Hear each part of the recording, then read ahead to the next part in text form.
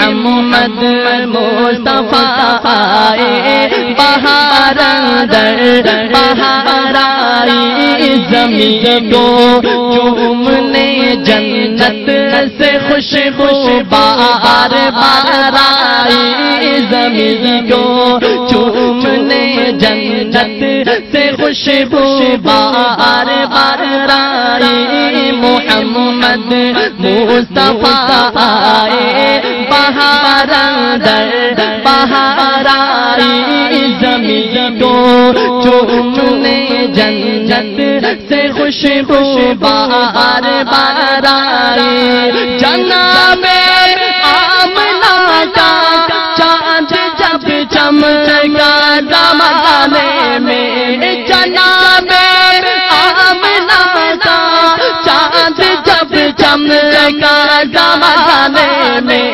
جناب آمنہ کا چاند جب چمکا زمانے میں قمر گری چاندنی قدموں پہ ہونے کو نثار آئی قمر گری چاندنی قدموں پہ ہونے کو نثار آئی محمد مصطفیٰ آئے بہار اندر بہار آئی زمین کو چومنے جنت سے خوشبو بہار بہار آئی زمین کو چومنے جنت سے خوشبو بہار. اصل میں نے مولانا طارق محمود یزدانی صاحب حافظہ اللہ سے وعدہ کیا تھا کہ آپ کا خطاب انشاءاللہ تعالی ٹھیک 8:30 بجے شروع ہو جائے گا، تو آدھا گھنٹے کی تاخیر ہوگی، میں معذرت چاہتا ہوں. اب میں بلا تاخیر خطیبانہ ادیبانہ عالمانہ فاضلانہ محققانہ خطاب کے لیے دعوت دیتا ہوں خطیب انقلاب للکار علامہ ظہیر حضرت مولانا حافظ طارق محمود یزدانی صاحب حافظہ اللہ تعالی امیر مرکزی جمعیت اہل حدیث ضلع گجرات تشریف لاتے ہیں اور خطاب فرماتے ہیں حضرت مولانا طارق محمود یزدانی صاحب. الحمدللہ رب العالمین وإلہ الاولین والآخرین وصلاة اللہ وسلامہ ورحمتہ وبرکاتہ علی صفوت خلقہ وخاتم انبیائہ ورسلہ سیدنا محمد صلی اللہ علیہ وسلم وآلہ الطاہرین واصحابہ ورحمت اللہ ومغفرتہ للتابعین تابعہم بإحسان الی یوم الدین. اما بعد فاعوذ باللہ السمیع العلیم من الشیطان الرجیم. واللہ ورسولہ احق ان یرضوہ ان کانوا مؤمنین. صدق اللہ مولانا العظیم.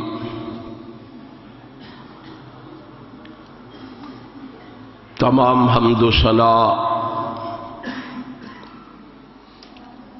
تسبیح و تحمید و تکبیر اور کائنات کی ساری خوبیاں اور بڑائیاں اس پاک پروردگار کے لیے زیبا ہیں جو ساری کائنات کا حقیقی حاکم ہے،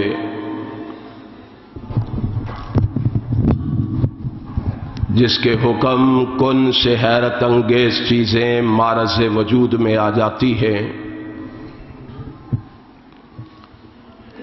اور جس کے حکم سے بڑی قوم ایک دم فنا کے غار میں چلی جاتی ہے۔ تعریف الہی کے بعد بے شمار، بے حد و بے حساب درود و سلام اس ہستی اقدس و مقدس پر جو ختم نبوت کا تاج پہن کر کجاہ رسالت سے مرصع ہو کر عالم وجود میں تشریف لائے، اور جنہوں نے آ کر بنی نو انسان کی ڈوبتی ہوئی ناؤ کو سہارا دیا، اور ان انسانوں کو تعمیر و ترقی کی ڈگر پر لگایا، اس سچے اور برگزیدہ رسول پر لا تعداد انگنت درود و سلام کے بعد انتہائی قابل صد احترام علماء کرام اور سامعین محترم، میں سب سے پہلے اپنے خالق و مالک کا شکر ادا کرنا چاہوں گا، جس رب کائنات نے مجھے اپنے کیے ہوئے وعدے کو نبھانے کی توفیق بخشی ہے، اور پھر اس کے ساتھ ساتھ اپنے فاضل بھائی حافظ عمر شاکر صاحب کا اور احباب جماعت کا بھی شکریہ ادا کرنا چاہوں گا، جنہوں نے آج کی مجلس کا انعقاد فرما کے آپ دوستوں احباب کو یہاں جمع فرما کے میری اور آپ کی ملاقات کا بندوبست فرمایا ہے۔ آپ جس خلوص اور جذبے کے ساتھ اللہ کے گھر میں تشریف فرما ہے،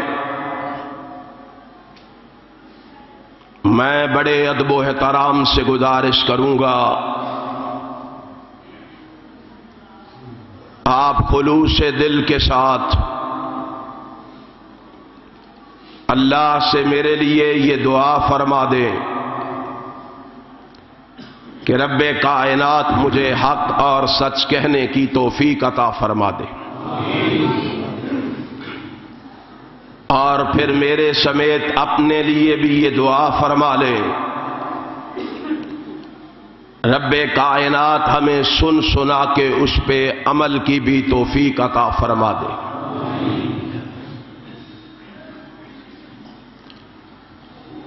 آج پہلی دفعہ آپ کی اس اہل حدیث کانفرنس میں حاضری کا موقع میسر آیا ہے۔ انشاءاللہ اس پہلی ملاقات میں کوشش کروں گا مسلک اہل حدیث کا تعارف کروانے کا،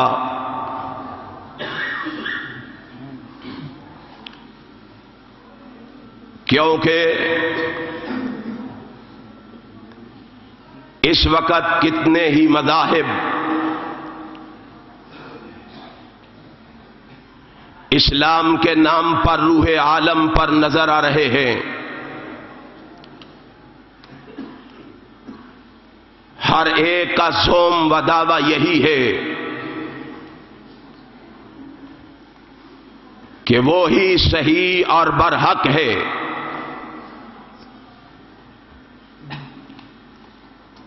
مگر در حقیقت کسی نہ کسی طور پر وہ اسلام میں ترمیم و اضافہ اور کمی پیشی کے مرتکب ہوئے ہیں.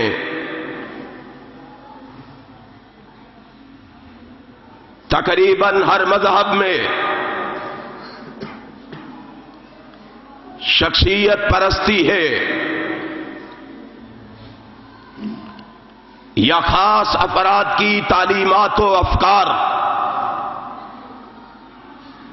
پر دار و مدار ہے، جبکہ مسلک اہل حدیث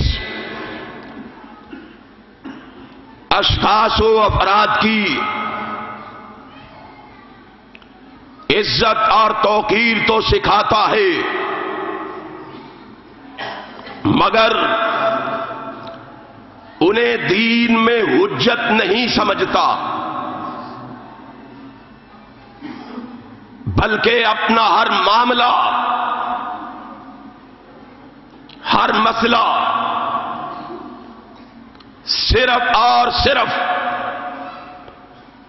قرآن و حدیث سے حل کرانا سکھاتا ہے.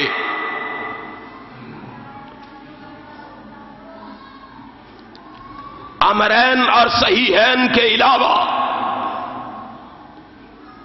وہ کسی کو قابل حجت نہیں جانتا اور کسی کو لائق تعمیل نہیں مانتا. اسی لیے میں یہ بات گلی گلی کہتا ہوں، یہ بات ہر خاص و عام کو سناتا ہوں کہ کائنات کے لوگوں سن لو، کائنات کے رہنے والوں لکھ لو، اہل حدیث پہ اتہام بازی کرنے والوں سن لو، اہل حدیث پر بہتان درازی کرنے والوں لکھ لو. یہ جماعت وہ جماعت ہے جو احکام ربانی کی تعمیل، فرامین نبوی کی تجمیل، طریق صحابہ یک روش، تابعین کی کشش، تبع تابعین کی راہ، محدثین کی چاہ، ائمہ کا گزر، فقہا کا فخر، اسلام کی ترجمانی، حق کی فراوانی، توحید کی صدا، شرک و بدعت کے خلاف جہاد اور مکمل کتاب و سنت پر اعتماد کرنے والی جماعت ہے.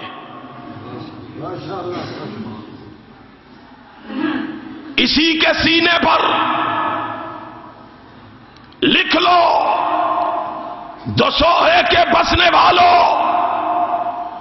اور مضافات سے آنے والوں، لکھ لو، اہل حدیث کی یلغار کو لکھ لو، اہل حدیث کی پکار کو لکھ لو، اہل حدیث کی صدا کو لکھ لو، اہل حدیث کے آوازے کو لکھ لو.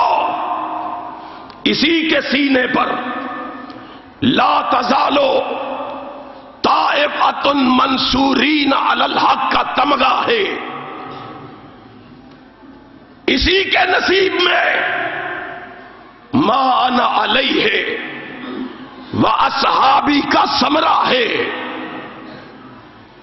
اسی کے لیے امامہم النبیوں کا شرف ہے، اور اسی کے حاملین کے لیے انتم اصحاب الحدیث ہے، انطلقوا الی الجنہ کا فخر ہے، اور اسی لیے ان کی ترجمانی کرتے ہوئے، ان کی صداقت کا اعلان کرتے ہوئے، ان کی سچائی کا تذکرہ کرتے ہوئے کسی صاحب دل نے یوں کہا تھا کہ اہل دل، اہل نظر، اہل خبر، اہل حدیث، کشور وحدانیت کے تاجور یہ اہل حدیث، خضر منزل، رہروان جادہ،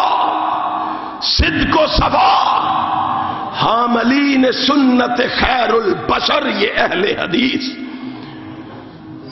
جس کا پیغام پیغام رب جہاں، ایسے پیغمبر کے پیغام بر یہ اہل حدیث، رازدان گلستان کا یہی ہے فیصلہ کہ دین ہے ایک نخل اور اس کا ثمر یہ اہل حدیث۔ جاؤ، تم شاید مسلک اہل حدیث سے آگاہ نہیں ہو، شاید مسلک اہل حدیث کا تمہیں تعارف نہیں ہے، اس لیے میرے مسلک پہ اتہام بازیاں کرتے ہو، بہتان ترازیاں کرتے ہو۔ آؤ، ہم تمہیں بتانا چاہتے ہیں، ہم تمہیں سمجھانا چاہتے ہیں، ہم تمہیں دکھانا چاہتے ہیں کہ آؤ ذرا قریب آؤ، تمہیں بتلائیں کہ مسلک اہل حدیث کیا ہے۔ مسلک اہل حدیث کسی امام کے قول کا نام نہیں ہے، مسلک اہل حدیث کسی مفتی کے فتوے کا نام نہیں ہے، مسلک اہل حدیث کسی خطیب کی خطابت کا نام نہیں ہے۔ لوگوں، مسلک اہل حدیث کسی ہستی کا نام نہیں ہے، کسی بستی کا نام نہیں ہے، بلکہ مسلک اہل حدیث نام ہے یا اللہ کے قرآن کا یا محمد کے سچے فرمان کا۔ نعرہ تکبیر، مسلک اہل حدیث، شان مصطفیٰ۔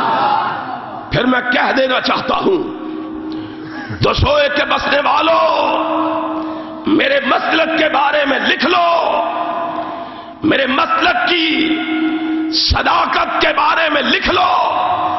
مسلک اہل حدیث نام ہے اطیع اللہ و اطیع الرسول کی آواز کا، مسلک اہل حدیث نام ہے ترکت فیکم امرین کی صدائے دل نواز کا، مسلک اہل حدیث نام ہے ما آتاکم الرسول فخذوہ کی پکار کا، مسلک اہل حدیث نام ہے لا تتبعوا خطوات الشیطان کے فرمان کا، مسلک اہل حدیث نام ہے فَلْيَحْذَرِ الَّذِينَ يُخَالِفُونَ عَنْ أَمْرِهِ کے نشان کا، مسلک اہل حدیث نام ہے ان الدین عند اللہ الاسلام کا۔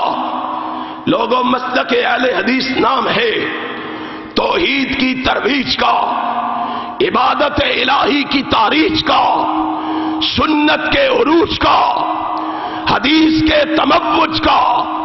مسلک اہل حدیث نام ہے شرک کے کلا کما کرنے کا، بدعت کے مٹانے کا۔ مسلک اہل حدیث نام ہے اسلام کی اشاعت، وداعت، تبلیغ و وداعت کا۔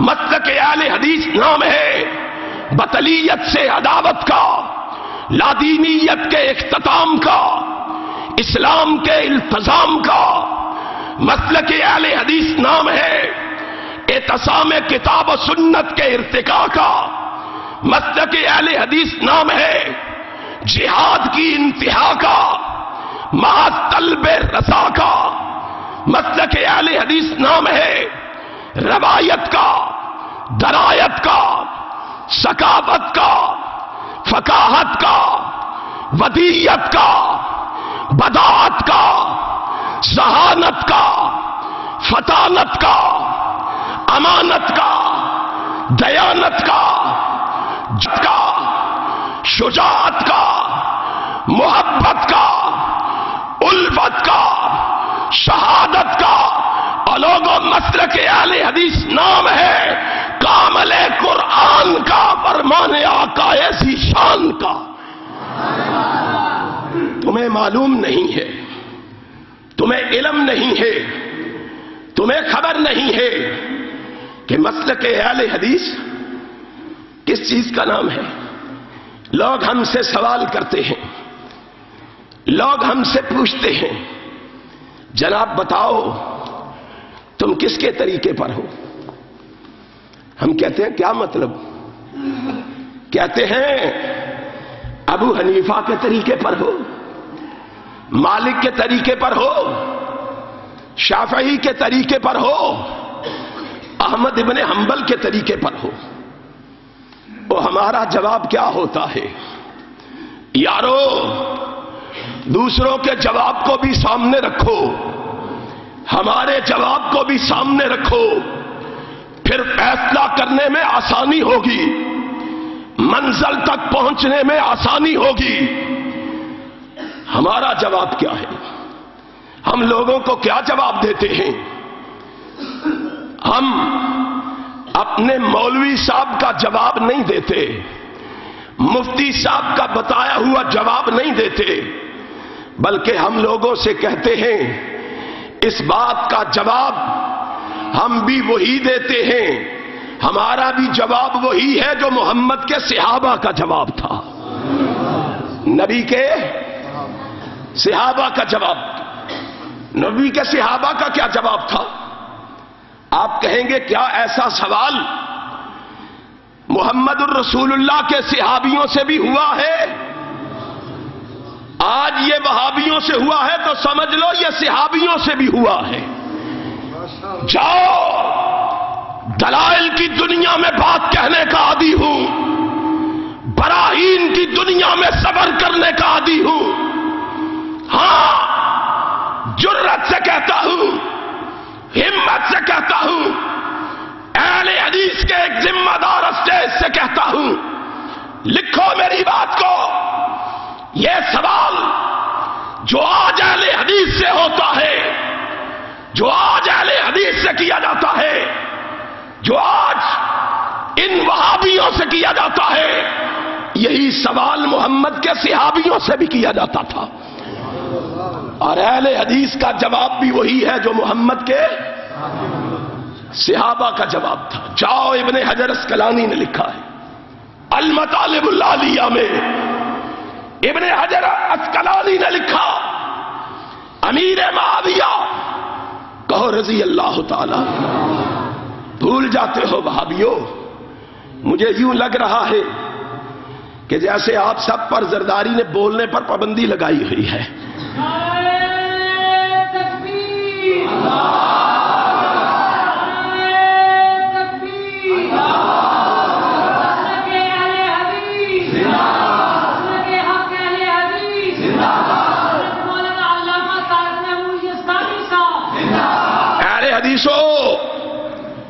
میرے مرشد و مخدوم کہا کرتے تھے، ہم زندہ رہے یا نہ رہے، ہم کتاب و سنت کو زندہ رکھیں گے۔ اور بولو وہابیو، ہم کتاب و سنت کو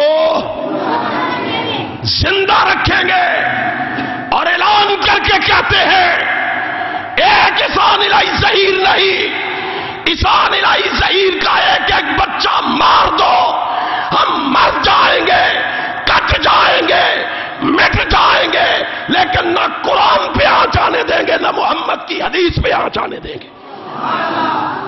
عہد کرتے ہو وہابیوں؟ کتاب و سنت کی حفاظت کے لیے جاگو گے؟ میدان عمل میں قدم رکھو گے؟ توحید کی آواز کو بلند کرو گے؟ شرک کی آواز کو دباؤ گے؟ بدعت مٹاؤ گے؟ سنت کا پرچم لہراؤ گے؟ انشاءاللہ لہرائیں گے. علامہ کے یہ روحانی فرزند لہرائیں گے. لہراؤ گے نا؟ یا مر جائیں گے یا لہرا کے جائیں گے. ہمارے اسلاف نے ہمیں یہی سکھایا ہے. ہم کسی کی دھمکیوں سے مرعوب ہونے والے. لوگ ڈراتے تھے حضرت علامہ ظہیر کو. لوگ کہتے تھے پکڑے جاؤ گے، مارے جاؤ گے، تمہیں سلاسل پہنا دی جائیں گی، ہتھکڑیاں لگا دی جائیں گی، جیل کی کال کوٹری میں پھینک دیا جائے گا. تو وہ کیا کہتے تھے؟ اور مجھے ڈرانے والوں، تم نے میری تاریخ نہیں پڑھی. تم نے میری تاریخ، کیا تاریخ ہے تمہاری؟ دار و رسن کی گود میں پالے ہوئے ہیں ہم. اہل حدیثوں، تمہاری تاریخ یہ ہے. اور اپنے گھروں میں غفلت کی نیند سو جانے والے اہل حدیثوں، اور اپنے مسلک کی طرف نہ رکھنے والے اہل حدیثوں، اپنے مسلک سے محبت نہ کرنے والے اہل حدیثوں، تمہاری تاریخ یہ ہے. تمہارے اسلاف، تمہارے اکابر، تمہارے بزرگوں کی تاریخ یہ ہے کہ دار و رسن کی گود میں پالے ہوئے ہیں ہم، سانچے میں مشکلات کے ڈالے ہوئے ہیں ہم. وہ دولت جنو کے زمانے سے اٹھ گئی، اس دولت جنو کو سنبھالے ہوئے ہیں ہم. اور انشاءاللہ اس کو چھوڑ سکتے نہیں، چھوڑ سکتے. آؤ، مسلک اہل حدیث کیا جواب دیتا ہے؟ جو جواب نبی کے صحابی نے دیا تھا. کیا جواب تھا؟ ابن حجر اسقلانی نے لکھا، امیر معاویہ نے سوال کیا رضی اللہ تعالیٰ عنہ. کس سے؟ جناب عبداللہ ابن عباس رضی اللہ تعالیٰ عنہما سے. اے عبداللہ ابن عباس، میں ایک سوال کر رہا ہوں. کیا سوال ہے؟ بتاؤ کیا سوال ہے. کہا سوال یہ ہے، مجھے بتاؤ، اعلی ملت ابن ابی طالب انت؟ لا ولا اعلی ملت ابن عفان. امیر معاویہ کہتے ہیں عبداللہ ابن عباس، بتاؤ کیا تم علی کے طریقے پر ہو یا عثمان ابن عفان کے طریقے پر ہو؟ کس کے طریقے پر؟ علی کے طریقے پر یا عثمان ابن عفان کے طریقے پر؟ کیا جواب دیا تھا؟ ذرا یہاں رک کر اس بات کو سوچو. جو آج ہم سے کہتے ہیں بتاؤ ابو حنیفہ کے طریقے پر ہو کہ شافعی مالکی احمد ابن حنبل کے طریقے پر ہو؟ مجھے بتاؤ، علی بڑے، عثمان بڑے کہ ابو حنیفہ بڑے؟ کون بڑے ہیں؟ اور نبی کے صحابہ بڑے ہیں نا. اسی لیے تو ہم کہتے ہیں، اور نبی کا ایک ادنا سا صحابی ایک طرف ہو، ساری کائنات کے ابو حنیفہ ایک طرف ہو، اور ساری کائنات کے ابو حنیفہ مل کر نبی کے ایک ادنا سے صحابی کے جوتے سے لگنے والی خاک کا بھی مقابلہ نہیں کر سکتے. یہ عقیدہ، یہ مسلک ہے تو اہل حدیث کا ہے. کیا کہا؟ اب ذرا سوچو، حضرت علی بڑے ہیں کہ امام ابو حنیفہ بڑے ہیں؟ ہم پہ اس بات پہ ہی سیکھتے ہو نا، ہمیں اس بات پہ ہی گالیاں دیتے ہو نا، ہمیں اسی بات پر تنقید کا نشانہ بناتے ہو نا. ذرا سوچو، غور و فکر کرو، ذرا تدبر سے کام تو لو. اور مجھے بتاؤ، امیر معاویہ نے جن دو ہستیوں کے بارے میں سوال کیا ہے تمہارے ہاں ان کی کیا قدر و قیمت ہے، تمہارے ہاں ان کا کیا مقام و مرتبہ ہے، تمہارے ہاں ان کی کیا شان و شوکت ہے۔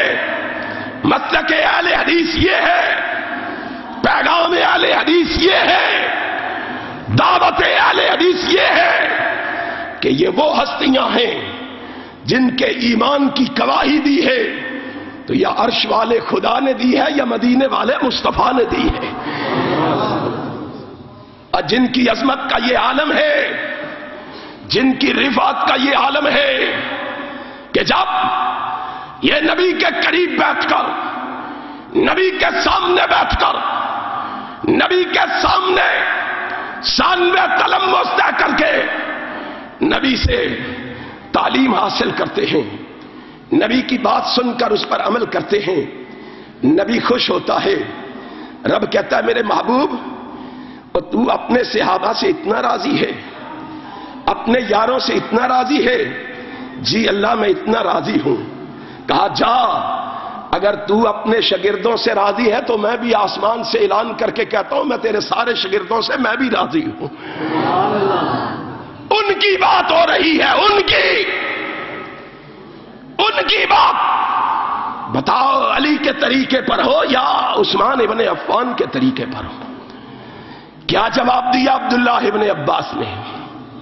اپنے ہی خاندان کا ہے، اسی کم قبیلے کا ہے، اسی برادری کا ہے، اسی علاقے کا ہے، اسی نسل سے ہے۔ جواب کیا دیتا ہے؟ کہتا ہے لوگوں سن لو، امیر معاویہ آپ بھی سن لو، نہ میں علی کے طریقے پر ہوں، نہ میں عثمان ابن عفان رضی اللہ تعالی عنہما کے طریقے پر ہوں۔ کہا فعلا ملت من انت، پھر بتا تو کس کے طریقے پر ہے، تیرا طریقہ کون سا ہے؟ اب جو جواب صحابی کا ہے بولو وہی وہابی کا ہے۔ کیا جواب تھا صحابی کا؟ علی ملت محمد صلی اللہ علیہ وسلم۔ اور امیر معاویہ تعلق اپنی جگہ پہ، رشتہ اپنی جگہ پہ، برادری اپنی جگہ پہ، قوم قبیلہ اپنی جگہ پہ، نہ میں علی کے طریقے پر، نہ میں عثمان کے طریقے پر، بلکہ میں تو اپنے آقا و مولا محمد کے طریقے پر ہوں صلی اللہ علیہ وسلم۔ یارو ہم کیا کہتے ہیں لوگوں کو جو ہم سے سوال کرتے ہیں کہ کس کے طریقے پر ہو؟ ہم کہیں ابو حنیفہ کے طریقے پر نہیں تو ناراض ہو جاتے ہو؟ یہ دیکھو کن ہستیوں کے بارے میں کہہ رہا ہے کہ میں ان کے طریقے پر، بلکہ میں محمد الرسول اللہ صلی اللہ علیہ وسلم کے طریقے پر۔ کیوں؟ کہا علی کی شان بڑی ہے، علی کا مقام بڑا ہے، عثمان کی عظمت بڑی ہے، عثمان کی رفعت بڑی ہے، عثمان کی معرفت و بلندی بڑی ہے رضی اللہ تعالیٰ عنہما۔ لیکن سنو، ان سے اور ساری کائنات سے بڑا اللہ نے محمد کو بنایا ہے، ان کو بڑا نہیں بنایا۔ یہ کائنات کے بڑے نہیں ہیں، ان کو کائنات کا بڑا رب نے نہیں کہا، کائنات کا بڑا رب نے بنایا ہے تو آمنہ کے لال عبداللہ کے در یتیم محمد الرسول اللہ کو بنایا۔ یقین نہیں آتا تو قرآن پڑھ لو، قرآن کی ورق گردانی کر لو۔ رب نے کس کو بڑا کہا ہے؟ ابو حنیفہ کو کہا ہے ہمیں دکھا دو ہم ماننے کے لیے تیار ہیں۔ شافعی، امام مالک، شافعی، احمد ابن حنبل کو کہا ہے تو ہمیں بتا دو ہم ماننے کے لیے تیار ہیں۔ لیکن ہم کہتے ہیں اللہ نے ساری کائنات کا بڑا، شافعی، مالک، احمد ابن حنبل، ابو حنیفہ تو کجا ابو بکر کو بھی نہیں کہا۔ اور جاؤ ساری کائنات کا بڑا اللہ نے جد الانبیاء کو بھی نہیں کہا، مجدد الانبیاء کو بھی نہیں کہا، خلیل اللہ کو بھی نہیں کہا، ذبیح اللہ کو بھی نہیں کہا، صفی اللہ کو بھی نہیں کہا، نجی اللہ کو بھی نہیں کہا، کلیم اللہ کو بھی نہیں کہا، روح اللہ کو بھی نہیں کہا، رب نے ساری کائنات کا بڑا کہا ہے تو محمد الرسول اللہ کو کہا ہے. کس کو کہا؟ ورفعنا لک. تم نے بڑے بنائے ہیں یارو. اختلاف کی بات تو یہی ہے نا. تم نے جن کو بڑا بنایا ہے تم کہتے ہو ان کے پیچھے آ جاؤ، یہ ہمارے بڑے ہیں، ہم نے بڑا بنایا ہے. ہم نے کہا بڑے ہمارے بھی بڑے ہیں، ہمارے لوگوں نے بھی اپنوں کو بڑا بنایا ہے، لیکن ہم اپنے بڑوں کی طرف تمہیں نہیں بلاتے. ہم تمہیں ان بڑوں کی طرف نہیں بلاتے جنہیں ہم نے خود بڑا بنایا ہے، بلکہ ہم تمہیں اس بڑے کی طرف بلاتے ہیں جسے رب نے ورفعنا لک ذکر کہہ کے بڑا بنایا ہے. اس بڑے کے پیچھے آ جاؤ، اس بڑے کو، اور جس کی بڑائی کے کیا کہنے، جس کی عظمت کے کیا کہنے، اور جس کی رفعت کے بارے میں میرے مرشد و مخدوم حضرت علامہ احسان الہی ظہیر کہا کرتے تھے. کہو رحمت اللہ تعالی. اہل حدیثوں بڑی جلدی بھول جاتے ہو، اپنے اسلاف کی روایات کو پسے پس ڈال دیتے ہو. سنو، جاگ کے سنو اور ہوش سے سنو. اور میرے مرشد و مخدوم کیا کہا کرتے تھے؟ کہتے تھے ہم جس کی طرف تمہیں دعوت دیتے ہیں وہ تو وہ تھا کہ جب چلتا تھا تو جبریل اس کی رکاب تھامتا تھا، اور وہ تو وہ تھا کہ جب نگاہ اٹھاتا تھا تو قبلہ تبدیل ہو جاتا تھا، اور وہ تو وہ تھا کہ جب اس کے دل سے ہوک اٹھتی تھی تو کائنات بدل جاتی تھی. وہ تو وہ تھا کہ جس کی حرکتوں کو رب نے قرآن کے حروف بنا دیا تھا، اور وہ تو وہ تھا کہ جس مسجد میں اس نے نماز پڑھی تھی رب نے اس مسجد کی ایک نماز کو 1,00,000 نماز بنا دیا تھا. اور وہ تو وہ تھا کہ جس قبرستان میں کھڑے ہو کر اس نے اپنے مریدوں کے لیے دعا مانگی تھی اللہ نے اس قبرستان کو جنت قرار دے دیا تھا. اور وہ تو وہ تھا کہ جس جگہ پر وہ خود لیتا تھا اللہ نے اسے روضۃ من ریاض الجنہ بنا دیا تھا. اور وہ تو وہ تھا کہ نگاہ اٹھاتا تھا تو جبریل آ جاتا تھا، نگاہ بدلتا تھا میکائیل آ جاتا تھا، پیشانی پہ بل پڑتے تھے تو فاروق تلوار بدست ہو جاتا تھا. وہ تو وہ تھا کہ جب وضو کرتا تھا تو صحابہ اس کے وضو کے پانی کے قطروں کو اپنے جسموں پہ مل لیا کرتے تھے. اور وہ تو وہ تھا کہ جب تھوکتا تھا تو صحابہ تھوک کی ایک چھینٹ بھی زمین پہ پڑنے نہیں دیتے تھے. اور وہ تو وہ تھا کہ جو ایک دفعہ ایمان کی حالت میں اسے دیکھ لیتا تھا رب اس پر ہمیشہ کے لیے جہنم کی آگ کو حرام قرار دے دیتا تھا. اس کی عظمت کے کیا کہنے. اور جس کے بارے میں ہم تمہیں بتاتے ہیں، جس کے بارے میں ہم تمہیں سناتے ہیں، اس کے بارے میں ہمارا عقیدہ یہ ہے کہ اس جیسا کائنات میں آیا نہیں آیا. ہم تمہیں بلاتے ہیں، کس کی طرف بلاتے ہیں؟ محمد الرسول اللہ صلی اللہ علیہ وسلم کی طرف. قرآن مجید کی جو آیت کریمہ میں نے پڑھی ہے نا، قرآن مجید کی آیت کریمہ میں کیا ہے سنو. قرآن ایک نشانی بیان کر رہا ہے. ایک نشانی مولانا نے بیان کی ہے مومن کی. نماز کے حوالے سے وہ گفتگو فرما رہے تھے. ایک نشانی میں بھی تمہیں بتلانے لگا ہوں. مومنوں دل تھام کے سنو، مسلمانوں دل کے دروازے کھول کے سنو. امام کائنات حضرت محمد الرسول اللہ صلی اللہ علیہ وسلم سے محبت کرنے والوں ذرا اس نشانی کو دل کی تختیوں پہ لکھ کے چلے جاؤ. ایک نشانی، ایک خوبی، ایک وصف، ایک صفت اللہ نے اس آیت کریمہ میں مومن کی بیان کی ہے. وہ کون سی ہے؟ واللہ ورسولہ احق ان یرسوہ ان کانوا مومنین.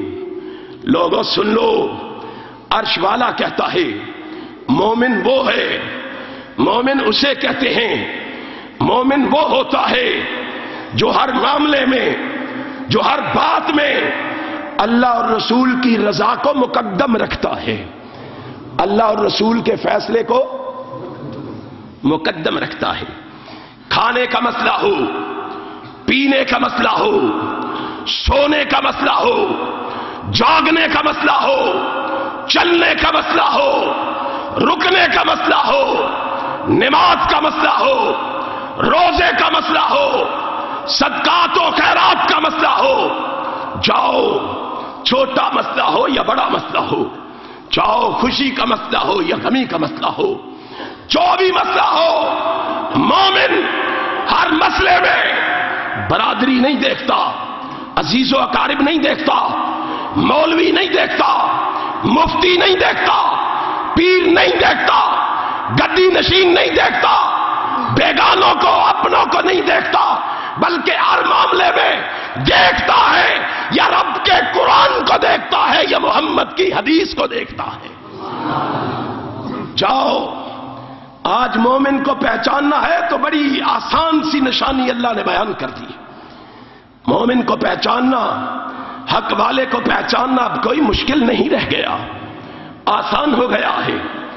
آسانی سے تم مومن کی پہچان کر سکتے ہو کہ مومن کون ہے، جو اپنے نفس کے پیچھے چلے، اپنی خواہش کے پیچھے چلے، اپنی تمنا کے پیچھے چلے، اپنی آرزو کے پیچھے چلے، اپنی برادری کے پیچھے چلے، اپنے قوم قبیلے کے پیچھے چلے، اپنے یاروں کے پیچھے چلے، مولوی صاحب کے پیچھے چلے، امام صاحب کے پیچھے چلے، قرآن و حدیث کو کوئی ترجیح نہ دے، نبی پاک کی بات کو ترجیح نہ دے، ساری کائنات اسے مومن مان لے، اللہ اسے مومن ماننے کے لیے تیار۔ میں نہیں کہتا، قرآن کہتا، قرآن۔ جاؤ 5واں پارہ، فلا وربک لا یؤمنون حتی یحکموک فیما شجر بینہم ثم لا یجدوا فی انفسہم حرجا مما قضیت ویسلموا تسلیما۔ اس آیت کریمہ میں مومن ہونے کی 3 شرطیں بیان کی گئی ہیں۔ کتنی شرطیں؟ سارے بولو کتنی؟ 3 شرطیں بیان کی گئی ہیں۔ کون کون سی؟ پہلی شرط حتی یحکموک فیما شجر بینہم، دوسری شرط ثم لا یجدوا فی انفسہم حرجا مما قضیت، تیسری شرط وَيُسَلِّمُوا تَسْلِيمًا۔ کیا معنی؟ تمہارے درمیان اختلاف پڑ جائے، جھگڑا پڑ جائے، لڑائی پڑ جائے، فتنہ پڑ جائے، کسی مسئلے میں اختلاف ہو جائے تو تم نے منصف کسے ماننا ہے؟ تم نے ثالث کسے تسلیم کرنا ہے؟ تم نے اپنے اختلافات کا فیصلہ کس سے کروانا ہے؟ مومن کی نشانی رب نے بیان کی ہے۔ چاہو ترجمے والا قرآن لے کر ذرا قرآن کی برگردانی کر کے دیکھو، قرآن کے اوراق کو پلٹ کے دیکھو، قرآن کے اوراق کا مطالعہ کر کے دیکھو، کیا نشانی ہے؟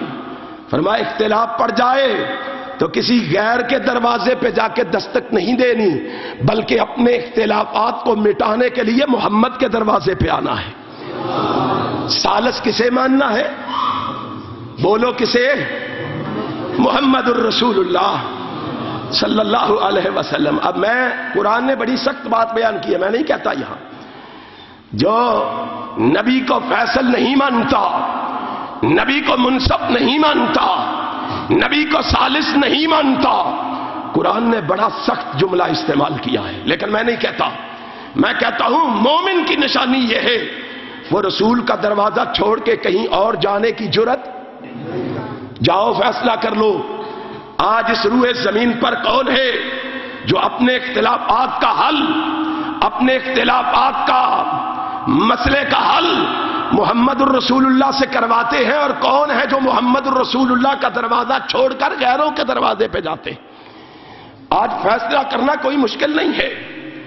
آج ایک ایک بات پہ اختلاف ہے، کلمے میں اختلاف ہے، اذان میں اختلاف ہے، نماز میں اختلاف ہے، روزے میں اختلاف ہے، صدقات و خیرات میں اختلاف ہے، فاتحہ قلب الامام میں اختلاف ہے، چاہیے آمین بالجہر میں اختلاف ہے، رب الیدین میں اختلاف ہے۔ ہم کہتے ہیں سارے اختلافات اٹھاؤ، ابو حنیفہ کے دروازے پہ دستک نہ دو، مالک، شافعی اور احمد ابن حنبل کے دروازے پہ دستک نہ دو، ابن تیمیہ اور ابن قیم کے دروازے پہ دستک نہ دو، بلکہ سارے اختلافات اٹھا کر جناب محمد کے دروازے پہ لے آؤ، رحمت کائنات کے دروازے پہ لے آؤ۔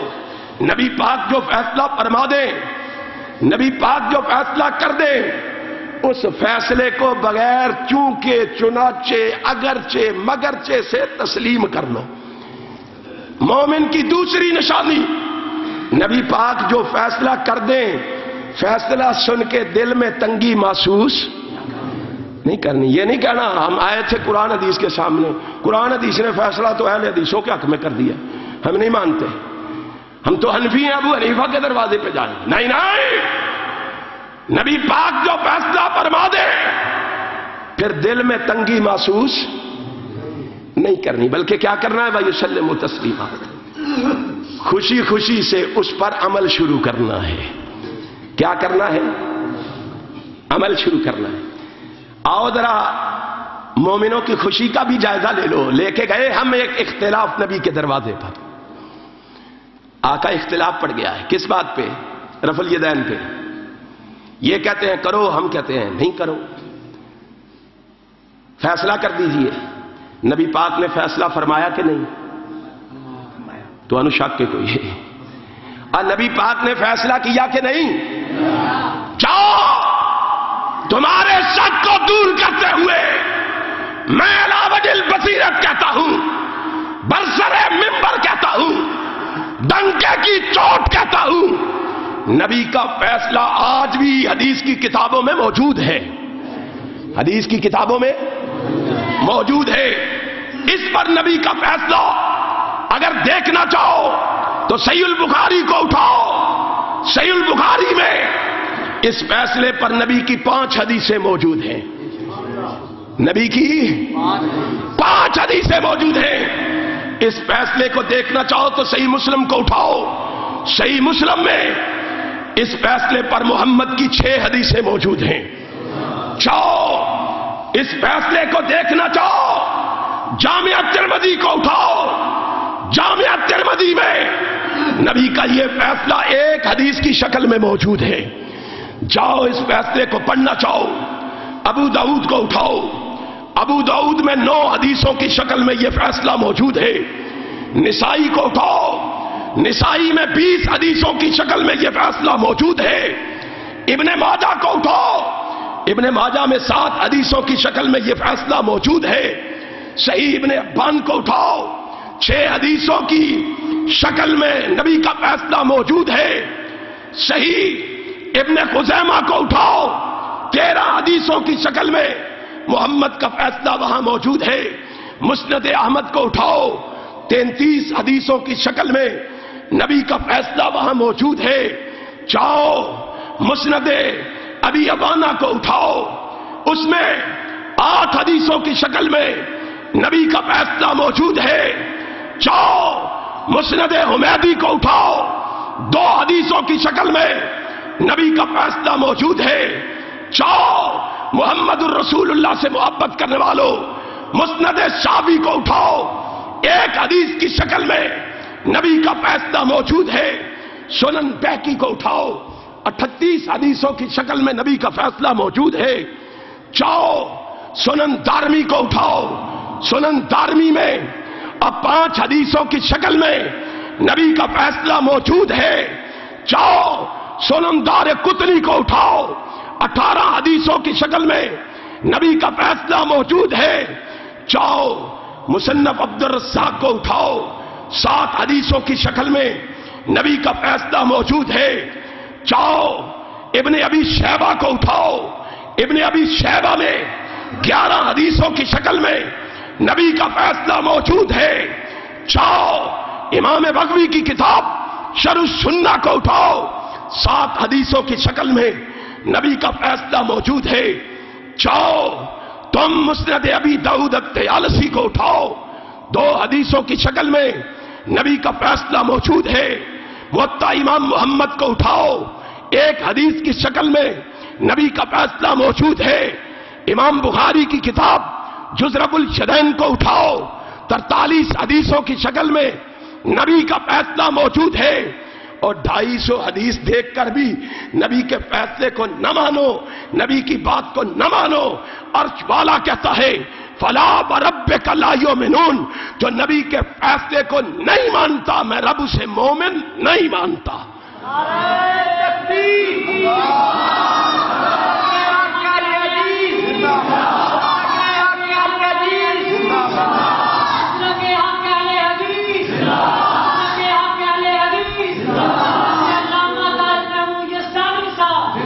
اہل حدیثو، اللہ نے تمہیں ایسا سچا اور سچا مسلک عطا کیا ہے کہ جس کی صداقت اپنے نہیں بیگانے بھی مانتے ہیں، یار نہیں اغیار بھی مانتے ہیں، سجن نہیں دشمن بھی مانتے ہیں. یقین نہیں آتا؟ علامہ خطیب بغدادی کی کتاب شرح اصحاب الحدیث کو اٹھاؤ. علامہ خطیب بغدادی نے شرح اصحاب الحدیث میں لکھا ہے قاضی ابو یوسف کے حوالے سے. کس کے حوالے سے؟ کون ہے قاضی ابو یوسف؟ جس کے بارے میں احناف نے خود کہا ہے اگر قاضی ابو یوسف نہ ہوتے دنیا میں ابو حنیفہ کا کوئی نام لینے والا نہ ہوتا. اس قاضی ابو یوسف نے تمہاری سچائی اور صداقت کا اعتراف کرتے ہوئے یوں کہا تھا کہ جب وہ اپنے گھر سے نکل رہے تھے، گھر کے دروازے پر ان کی نگاہ پڑی ایک اہل حدیث پر. کس پر؟ بولو کس پر؟ اہل حدیث پر نگاہ پڑی. کیا کہا؟ لفظ ہے وہاں کہ جناب قاضی ابو یوسف نکلے. خرج ابو یوسف القاضی یومن علی الباب اصحاب الحدیث. انہوں نے اپنے دروازے پر ایک اہل حدیث کو دیکھا. دیکھ کے کیا کہا؟ غیر مقلد آ گیا ہے. گالیاں دینی شروع کر دی، تبرہ کرنا شروع کر دیا، کیچڑ اچھالنا شروع کر دیا، تانے دینے شروع کر دیے. نہیں، اہل حدیثوں خوش ہو جاؤ. کیا کہا؟ فقال ما علی الارض خیر منکم. اہل حدیث کو دیکھ کے کہا میں رب کی کبریائی کی قسم کھا کے کہتا ہوں اس وقت روئے زمین پر اہل حدیث سے بہتر کوئی ہے ہی نہیں ہے. اہل حدیث سے بہتر کوئی ہے ہی نہیں. اور تم بہتر ہو. تمہاری بہتری کا سبب کیا ہے؟ تمہاری برتری کا سبب کیا ہے؟ کہ تم حدیث کے طلبگار ہو. کس کے؟ بولو کس کے؟ نہیں رہے وابیو تسی بھی ہن حدیث کے طلبگار تھے. کبھی تھے جو حدیث کے طلبگار تھے نا، ان کو دیکھتے کون؟ امام شافعی. امام شافعی انہیں دیکھ کر مسکراتے، خوش ہوتے. لوگ کہتے امام صاحب آپ جب بھی کسی اہل حدیث کو دیکھتے ہیں، حلیۃ الاولیاء میں ہے، آپ جب بھی کسی اہل حدیث کو دیکھتے ہیں آپ بڑے خوش ہو جاتے ہیں. بات کیا ہے؟ کیا جواب دیا؟ کہا بات یہ ہے جب میں کسی اہل حدیث کو دیکھتا ہوں تو مجھے محمد کے صحابہ یاد آ جاتے ہیں. امام صاحب کیا بات ہے؟ محمد الرسول اللہ کے صحابہ آپ کو یاد آ جاتے ہیں. بات کیا ہے؟ کیا کہا؟ امام شافعی فرماتے ہیں میں نے قرآن میں ایک خوبی پڑھی ہے محمد کے صحابہ کی. وہ کیا؟ کہ سمعنا و اطعنا. ادھر رسول اللہ کی بات سنتے، ادھر فوراً اس پر عمل کرتے. کہتے ہیں ہاں یہ خوبی، یہ صفت، یہ وصف مجھے نظر آتا ہے تو اہل حدیث میں نظر آتا ہے. ادھر رسول اللہ کی بات سنتے ہیں، ادھر فوراً اس پر کرتے ہیں. ہم وہ نہ بولے آج کرتے ہیں ہم. کون سا اہل حدیث ہے؟ مجھے ہاتھ کھڑا کر کے بتائے کون سا اہل حدیث ہے جس کو یہ معلوم نہ ہو، جس نے نبی کی یہ حدیث نہ سنی ہو، جس نے نبی کا یہ فرمان نہ سنا ہو جس نے نبی کا یہ ارشاد نہ سنا ہو کہ داڑھی میرے محمد کی سنت ہے، داڑھی میرے محمد کی، کوئی ہے ایسا اہل حدیث جس نے یہ حدیث نہ سنی ہو؟ ڈالو گریبان میں منہ اہل حدیث ہو، اللہ نے تمہیں بڑی صداقت دی ہے، بڑی حقانیت دی ہے، اور میں یہ بات گلی گلی کہتا ہوں، اہل حدیث ہو، آج مسلک اہل حدیث ہماری وجہ سے نہیں پھیل رہا، آج مسلک اہل حدیث ہماری وجہ سے، ہمارا کردار کریکٹر لوگوں کے سامنے ہے، ہم جس کردار اور کریکٹر کے مالک ہیں لوگ ہمیں جانتے ہیں۔ آج ایک وقت تھا کہ مسلک اہل حدیث کے اکابر اسلاف کے کردار و کریکٹر سے پھیل رہا تھا کہ لوگ اہل حدیث کے اکابر کو دیکھ کر، ان کی سیرت اور کردار کو دیکھ کر وہ اہل حدیث ہوا کرتے تھے۔ آج ہمارا کردار اور کریکٹر اس قابل نہ رہا کہ ہمارے کردار اور کریکٹر کو دیکھ کر لوگ اہل حدیث ہوں۔ آج ہمارے کردار کی وجہ سے یہ لوگ جو اس خوش فہمی میں مبتلا ہیں میری وجہ سے بڑے اہل حدیث ہو گئے ہیں، غلط ہے۔ آج ہماری وجہ سے لوگ اہل حدیث نہیں ہو رہے، ہماری وجہ سے آج مسلک اہل حدیث نہیں پھیل رہا، بلکہ آج مسلک اہل حدیث اپنی سچائی کی وجہ سے پھیل رہا ہے، اپنی صداقت کی وجہ سے پھیل رہا ہے۔ مجھے اور آپ کو اپنی اصلاح کرنی ہے۔ ہم نبی پاک کی حدیث سنتے ہیں، پیغمبر کائنات کا فرمان سنتے ہیں، اس کان سے سنتے ہیں، اس سے نکال کے خالی دامن گھروں کو واپس لوٹ جاتے ہیں۔ ان کانفرنسوں کا، ان جلسوں کا، ان پروگراموں کا، ان دروس کا کیا مقصد ہے؟ کیوں کیے جاتے ہیں؟ ہم نے اس کے مقصد کو بھلا دیا ہے، ہم نے اس کے مقصد کو فراموش کر دیا ہے۔ آتے ہیں واہ واہ اور سبحان اللہ کے نعرے لگا کر، زندہ باد کے نعرے لگا کر، رات کو خالی دامن واپس گھروں کو لوٹ جاتے ہیں۔ لوگوں آؤ، اس عزم سے آؤ، اس پختہ ارادے سے آؤ، آج جو نبی کا فرمان سنیں گے مسجد کی دہلیز سے باہر نکلنے سے پہلے اس پر عمل کر کے دکھائیں گے۔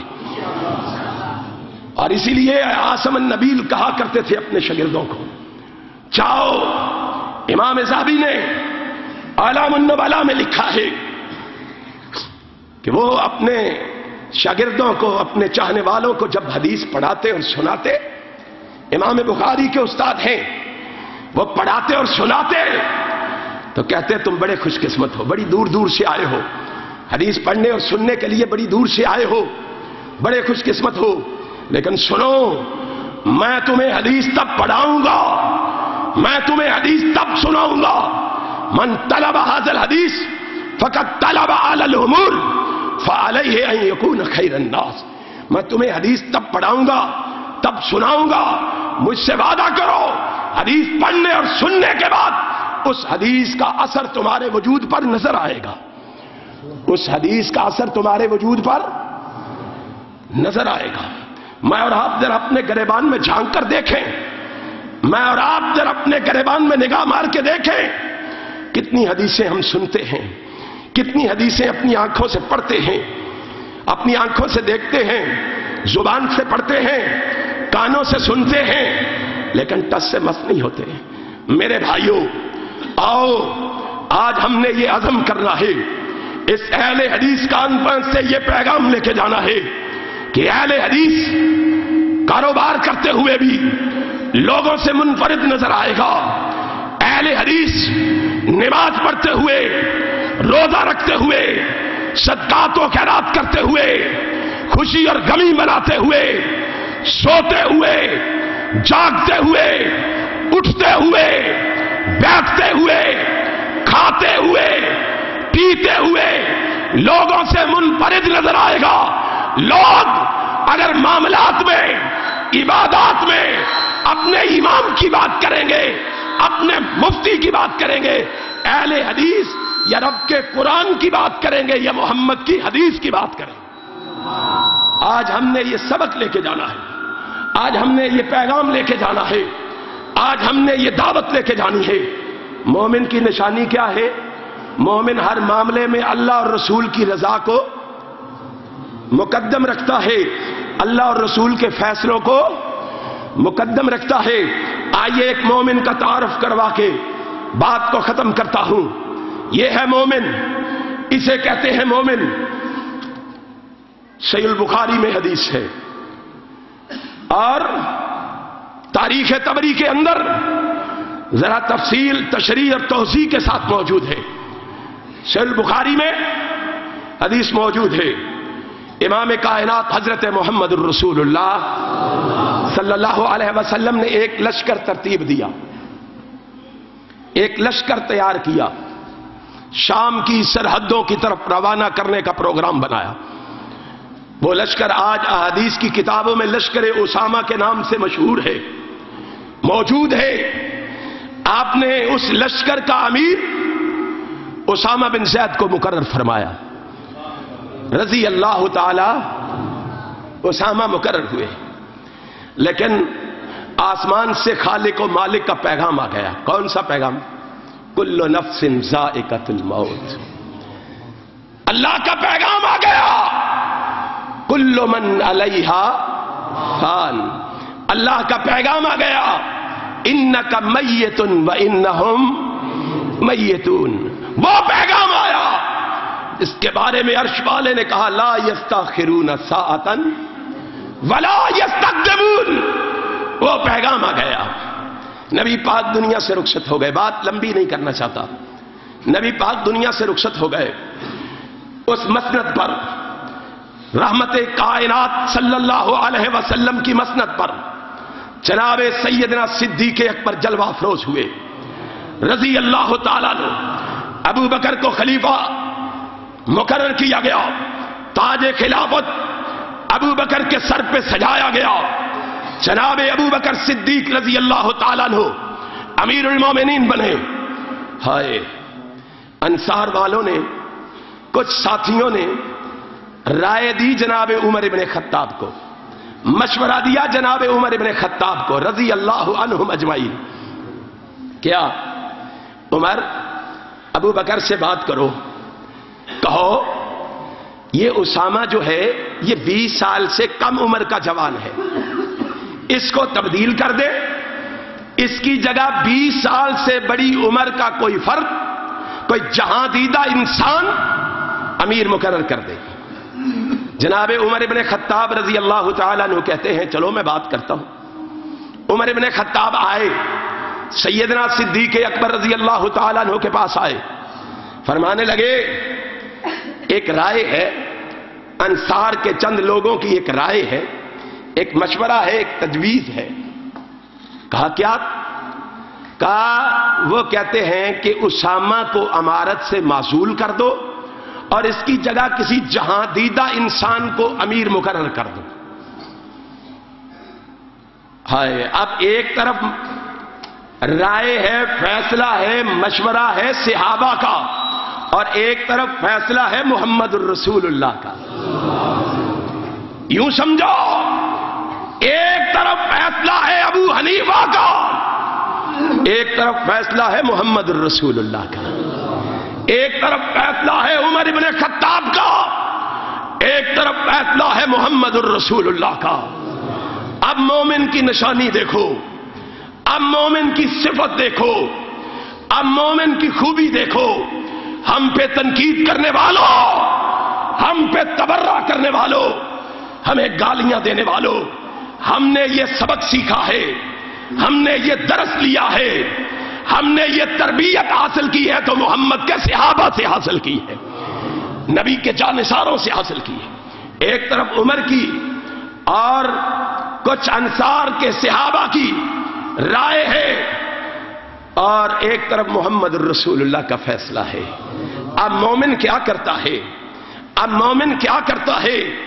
अब मोमिन क्या करता है? और बात समझने के लिए इशारा काफी होता है। एक तरफ अबू हनीफा की राय है, एक तरफ रसूलुल्लाह का फैसला है। अब देखना है मोमिन क्या करता है। रब ने मोमिन की निशानी बयान की है, देखना है कि मोमिन क्या करता है। अब ये मोमिन है, इसके ईमान में कोई शक, बोलो ईमान में कोई शक? जो शक करे वो खुद भी मोमिन नहीं है। जनाबे उमर رضی اللہ تعالی عنہ نے جب اپنی زبان سے یہ الفاظ نکالے، تاریخ طبری کے اوراق پہ میں نے پڑھا ہے، کیا کہا؟ فَوَسَبَ ابو بکر کَانَ جَالِسًا، جناب ابو بکر غصے سے اچھل پڑے، کود پڑے، فَآخَذَ بِلِحْيَةِ عُمَرَ، جناب عمر کو جناب ابو بکر نے داڑھی سے پکڑ لیا، داڑھی سے پکڑ کے فرمایا فَقَالَ لَهُ سَكِلَتْكَ أُمُّكَ وَأَدِمَتْكَ يَا ابْنَ الْخَطَّابِ، اے خطاب کے بیٹے، تیری ماں تجھے کم پائے، تو کیا کہہ رہا ہے، کیا مشورہ دے رہا ہے، کیا تجویز پیش کر رہا ہے، کیا کہہ رہا ہے؟ کیا تو جانتا ہے اسامہ بن زید کو امارت کے عہدے پر فائز کس نے کیا ہے؟ کیا تمہیں معلوم ہے نبی نے اس کی امارت کا فیصلہ کس نے کیا ہے؟ تو رائے لے کے آیا ہے صحابہ کی، تو تجویز لے کے آیا ہے صحابہ کی، تو یہ نہیں جانتا استعملہ رسول اللہ صلی اللہ علیہ وسلم وَتَأْمُرُونِي أَنْ أَنْزِعَهُ، اور تو نہیں جانتا اس کو امارت کے عہدے پر فائز ابو بکر نے نہیں کیا، محمد الرسول اللہ نے کیا ہے۔ وہ ہم سے لڑنے والوں فاتحہ خلف الامام پہ، رفع الیدین پہ، آمین پھر چہر پہ، جلسہ استراحت پہ ہم سے لڑنے والوں، یہ فیصلہ علامہ احسان علیہ الظہیر نے نہیں کیا، میرے داود غزنوی نے نہیں کیا، میر سیال کوٹی نے نہیں کیا، ثناء اللہ امرتسری نے نہیں کیا، یہ فیصلہ اہل حدیث کے کسی مفتی نے نہیں کیا، جس کو ٹھکراتے ہو یہ فیصلہ خود محمد الرسول اللہ نے کیا ہے۔ آج اس کو ٹھکرا کے کہتے ہو، ہمیں بھی کہتے ہو چھوڑ دو، ہم بھی وہی جواب دیتے ہیں جو صدیق نے جواب دیا تھا، اور جناب صدیق اکبر نے کیا جواب دیا تھا؟ لکھ لو سینے کی تختیوں پہ، محفوظ کر لو ابو بکر کے جواب کو۔ کیا کہا رضی اللہ تعالیٰ عنہ ابو بکر نے؟ کہا لو ہتفتن الکلاب والثیاب لما رد قضاء قضاء بہ رسول اللہ صلی اللہ علیہ وسلم۔ کہا عمر تو بھی سن لے، انصار والوں کو بھی جا کے سنا دے، ساری کائنات کو سنا دے، تمہاری رائے، تمہاری تجویز، تمہارا مشورہ، تمہاری صلاح میں اسے نہیں مانتا، میں اسے نہیں تسلیم کرتا، میں اسے نہیں قبول کرتا۔ سن لو، کوئی میرا ساتھ نہ دے، بلکہ جنگل کے درندے، جنگل کے کتے میرا گوشت نوچ لیں، میری بوٹیاں بنا دیں، میں گوشت نچوانا تو گوارا کر لوں گا، محمد کے فیصلے کو چھوڑنا گوارا نہیں کروں گا، نبی کے فیصلے کو چھوڑنا گوارا نہیں کروں گا۔ اہل حدیث بھی آج یہی کہتا ہے، جو جی چاہے کر لو، پیٹ لو، شور مچا لو، رولا ڈال لو، آوازیں بلند کر لو، گالیاں دے لو، جو جی چاہے کر لو، نبی کی حدیث کو ہم چھوڑیں گے؟ نبی کی سنت کو چھوڑیں گے؟ نہیں چھوڑیں گے انشاءاللہ۔ اہل حدیث نبی کی حدیث کو، نبی کے پیغام کو، نبی کی آواز کو، نبی کی دعوت کو گلی گلی پہنچا کے رہیں گے، کائنات کو سنا کے رہیں گے، مسلک اہل حدیث کا پیغام پہنچا کے رہیں گے، شرک و بدعت کو مٹا کے رہیں گے، اور مسلک اہل حدیث کا اعلان سنا کے رہیں گے۔ اللہ عمل کی توفیق عطا فرمائے۔ آخر دعوانا ان الحمدللہ رب العالمین۔ محمد مصطفیٰ آئے بہار اندر بہار آئی زمین کو چومنے، جنت سے خوشبو بہار بہار آئی زمین کو چومنے، جنت سے خوشبو بہار بہار آئی۔ محمد مصطفیٰ آئے بہار اندر بہار آئی زمین کو چومنے، جنت سے خوشبو بہار بہار آئی۔ جناب